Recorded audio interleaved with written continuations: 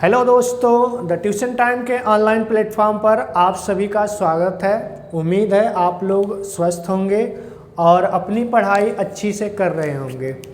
मैं संजय आप लोगों को आज यहाँ पर फिजिक्स का एक इम्पॉर्टेंट टॉपिक है ओम का नियम। फिजिक्स का एक इम्पॉर्टेंट टॉपिक है ओम का नियम, ये पढ़ाने जा रहा हूँ। कृपया आप लोगों से निवेदन है कि आप लोग ध्यान से इसे पढ़िएगा और दोस्तों के साथ इस वीडियो को शेयर करिए, लाइक करिए और साथ में सब्सक्राइब ज़रूर करिएगा। तो ओम के नियम इलेक्ट्रिसिटी का ही एक पार्ट होता है। ओम का नियम इम्पॉर्टेंट पार्ट है। तो ओम के नियम को हम देखते हैं कि यदि किसी चालक की भौतिक अवस्था जैसे कि ताप हुआ, दाब हुआ, लंबाई हुआ या अनुप्रस्थ काट का क्षेत्रफल, यानी ये हमारा चालक है। समझते हैं इसको, ये हमारा चालक है। यदि इसके लंबाई में, इसके अनुप्रस्थ काट के क्षेत्रफल में या इसका ताप जो है बढ़ाया ना जाए या इसमें कोई परिवर्तन न किया जाए, तो इसके दोनों बिंदुओं पर जो विभवांतर डेवलप होगा, यानी दोनों बिंदुओं पर जो विभवांतर लगेगा उसका अनुपात तथा इसमें जो प्रवाहित धारा का अनुपात हमेशा नियत रहेगा। एक बार फिर समझते हैं कि ये हमारा चालक है। यदि किसी चालक, ये हमारा चालक है और इसके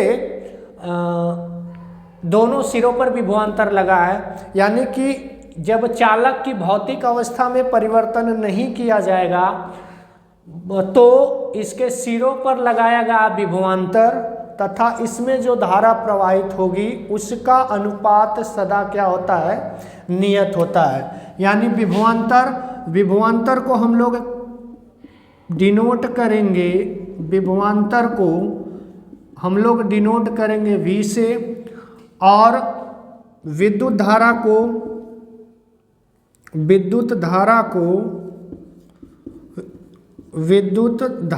को I से। तो इसके अकॉर्डिंग हो गया V upon I is equal to नियतांक।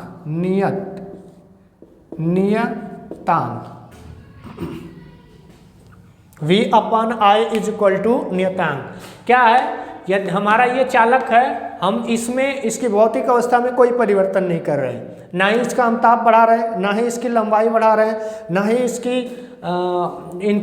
इसके अनुप्रस्थ काट का कोई क्षेत्रफल बढ़ा रहे हैं।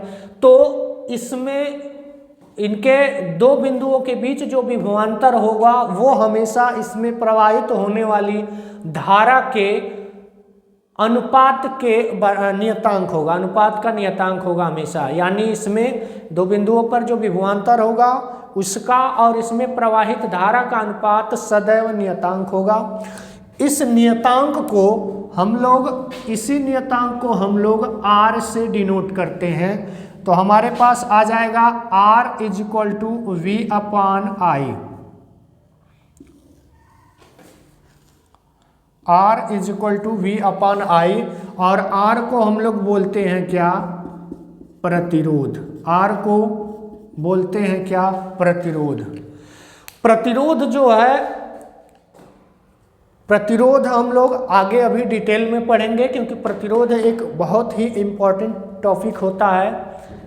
तो यहाँ पर हम एक प्रयोग द्वारा सिद्ध करेंगे, सत्यापन करेंगे ओम के नियम का, कि क्या हम जो कह रहे हैं क्या वो वास्तव में सही है, कि जो चालक है अगर उसकी भौतिक अवस्था में, हाँ एक डिफिनीशन इसकी और कहते हैं कि यदि किसी चालक की भौतिक अवस्था में परिवर्तन न किया जाए तो उसके दो बिंदुओं के बीच जो विभवांतर है उसकी विद्युत धारा के अनुक्रमानुपाती होता है। विद्युत धारा के अनुक्रमानुपाती होता है। विद्युत धारा V अनुक्रमानुपाती I। इसका मतलब क्या है कि विभवांतर अगर बढ़ेगा तो धारा बढ़ेगी, और यही होता है विभवांतर जो है वो विद्युत धारा के अनुक्रमानुपाती होती है। यदि किसी चालक की भौतिक अवस्था में परिवर्तन न किया जाए तो उस चालक के सिरों पर उत्पन्न विभवांतर उसमें प्रवाहित धारा के अनुक्रमानुपाती होता है। ये भी इस तरह भी हम ओम के नियम को लिख सकते हैं। कैसे लिख सकते हैं एक बार क्लियर कर लें। एक तो डिफिनीशन यह है, यदि किसी चालक की भौतिक अवस्थाओं जैसे ताप, दाब, क्षेत्रफल आदि में परिवर्तन न किया जाए तो चालक के सिरों पर लगाया गया विभवांतर उसमें प्रवाहित धारा के धारा का अनुपात नियत रहता है। दूसरी तरह से हम बोल सकते हैं, यदि किसी चालक की भौतिक अवस्था में परिवर्तन न किया जाए तो चालक के सिरों के मध्य विभवांतर उसमें प्रवाहित धारा के अनुक्रमानुपाती होता है। अनुक्रमानुपाती का मतलब होता है कि अगर वोल्टेज बढ़ाएंगे तो धारा भी बढ़ेगा, अगर वोल्टेज बढ़ाएंगे तो धारा भी बढ़ेगा। इसी के अकॉर्डिंग हम इसमें सत्यापन करते हैं तो हम एक विद्युत परिपथ बनाते हैं। ये विद्युत परिपथ हो गया, एक विद्युत परिपथ बनाते हैं जिसमें हमारी बैटरी है, ये धारा नियंत्रक है जिससे हम धारा को कंट्रोल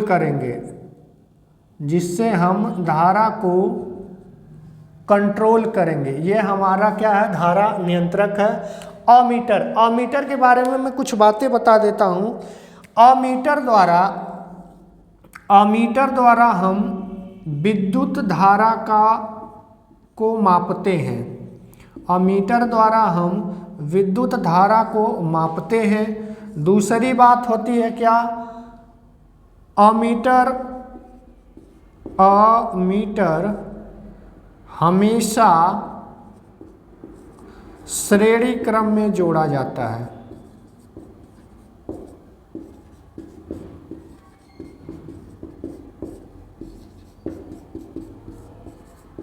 ये दोनों बातें काफी इंपॉर्टेंट है अमीटर से रिलेटेड। अमीटर क्या होता है, अमीटर हमेशा विद्युत धारा को मापता है तथा अमीटर को हमेशा श्रेणी क्रम में जोड़ा जाता है। श्रेणी क्रम क्या होता है, समांतर क्रम क्या होता है, ये जब हम लोग प्रतिरोध पढ़ेंगे तो उसमें डिटेल में पढ़ेंगे। अच्छा इंपॉर्टेंट पॉइंट है और विश्वास रखिए क्लियर कराएंगे श्रेणी और समांतर, और इससे रिलेटेड न्यूमेरिकल्स भी आप लोगों को सॉल्व कराया जाएगा। इसके बाद यहाँ पर है प्रतिरोध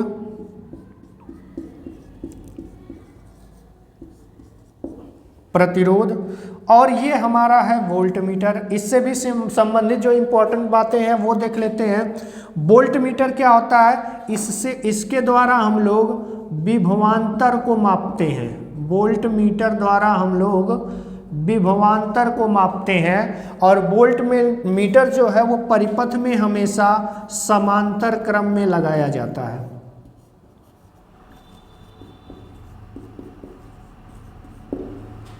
समांतर क्रम में लगाया जाता है। तो परिपथ में हमने एक बैटरी लगाया, एक धारा नियंत्रक लगा दिया, एक अमीटर जिसके द्वारा हम विद्युत धारा का रीडिंग लेंगे। ये हमारा प्रतिरोध है। ये वोल्टमीटर है जिसके द्वारा हम वोल्टेज का जो रीडिंग लेंगे। अब होता क्या है कि इसमें जब विद्युत धारा प्रवाहित होगी तो पहली बार हम लोग जब विद्युत धारा का प्रवाह बैटरी से करेंगे, यहाँ पे मान लेते हैं एक स्विच लगा देते हैं, यहाँ पर एक स्विच लगा देते हैं। अब जैसे ही हम स्विच ऑन करेंगे विद्युत धारा का प्रवाह होने लगेगा। विद्युत धारा का प्रवाह जब होगा तो हम अमीटर से हम आई की रीडिंग ले लेंगे, वोल्टमीटर से हम वी यानी वोल्टेज यानी विभवांतर की रीडिंग ले लेंगे। मान लेते हैं कि पहली बार जो रीडिंग आया वो धारा की रीडिंग आई 0.2 और वोल्टेज का जो आया वो आया हमारे पास 0.4। फिर क्या करते हैं, हम उसके दोगुना यहाँ धारा नियंत्रक से वोल्टेज बढ़ा देते हैं या धारा बढ़ा देते हैं, यानी डबल कर देते हैं। जब डबल कर देते हैं तो ये धारा जो है वो धारा डबल हो जाती है तो विभवांतर भी हमारा 0.4 से 0.8 हो जाता है, 0.4 से 0.8 हो जाता है। इसके बाद अगेन जब हम जब 3 गुना कर देते हैं तो धारा हमारी हो जाती है 1.2, धारा जो हो जाती है वो हो जाती है 1.2। अगेन जब 0.8 करते हैं तो ये हो जाता है 1.6। तो हम क्या देखते हैं कि जिस अनुपात में हम धारा को बढ़ा रहे हैं, जिस अनुपात में हम धारा को बढ़ा रहे हैं उसी अनुपात में विभवांतर भी हमारा बढ़ता जा रहा है, उसी अनुपात में हमारा विभवांतर भी बढ़ता जा रहा है। क्योंकि जब 0.2 एम्पियर धारा थी तो हमारे पास 0.4 वोल्ट का विभवांतर प्राप्त हो रहा था, और जब 0.4 एम्पियर की धारा उसको बढ़ाकर 0.4 एम्पियर की धारा कर दिए तो उस समय हमारा वोल्टेज जो हो गया वो 0.8 हो गया। इसके बाद जब 0.6 एम्पियर धारा हम कर दिए तो ये 1.2 वोल्ट हो गया, और ये 0.8 एम्पियर कर दिए तो 1.6 वोल्ट विभवांतर हो गया। इससे हमको क्या मिला कि यह ग्राफ जो है वह सरल रेखा प्राप्त होती है। क्या होती है? सरल रेखा प्राप्त होती है। सरल रेखा प्राप्त होने का मतलब है कि इन धारा और विभवांतर दोनों का जो अनुपात है वो हमेशा बराबर रहे।